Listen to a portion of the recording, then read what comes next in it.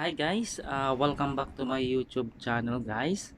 So for today's video guys ay ituturo natin kung paano nga ba gumawa ng sitaw account or kung paano nga ba maging sitaw seller guys.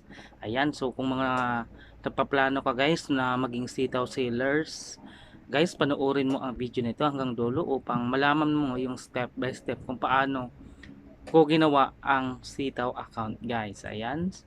At sa mga bago dyan na hindi pa nakakapag-subscribe sa aking YouTube channel guys, huwag nyo nang kalimutan i-click ang subscribe button at hit the notification bell para updated kayo sa lahat ng videos ko. So disclaimers lang guys, hindi po tayo connected sa ating sitaw. Ako po ay gusto ko lamang pong i-share kung ano yung mga natutunan ko as a sitaw seller guys. So ituturo natin guys, kaya panoorin mo ang video na ito hanggang dulo upang malaman mo yung mga step by step na ginawa natin guys sa ating base sa ating mga naging experience guys. Ayan, so start na tayo guys sa ating tutorial. So una guys, punta po kayo sa baba ng video ko, may link po ako na nakalagay sa baba. I-click nyo po yun para makarating po kayo dito sa website ng Sitaw. Kapag napunta na po kayo dito, so i-click nyo po yung create account. Then ito po yung mga dapat nyong fill upan guys, o yung mga details kailangan nyong kumplituhin.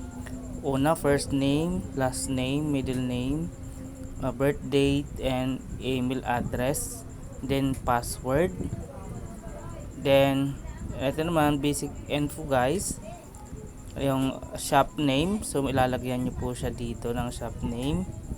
Then referral code guys, kung gusto nyo pong gamitin yung referral code, nandito din po sa baba ng video ko, sa baba ng video link mayroon po doon, ilalagay ko po yung din ilalagay nyo po yung ID, magpipicture po kayo ng ID.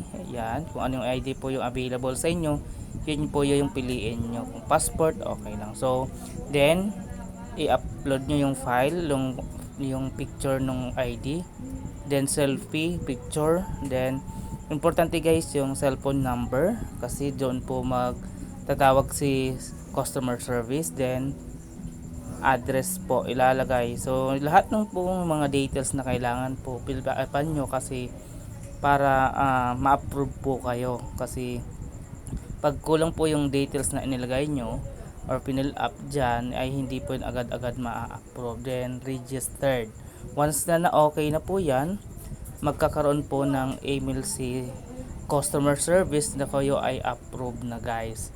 So titingnan nyo yung email address, siguro mga ilang minuto lang magsisend po yan si customer service kung kayo ay na-approve na yung store nyo or yung account nyo sa Sitaw. Then saka kayo mag-download guys ng Sitaw app.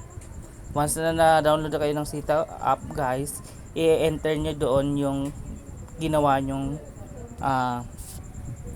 account doon sa apps na yon para ma-login nyo. So make sure na yung password saka account na ginawa nyo is nakasave. Wag nyo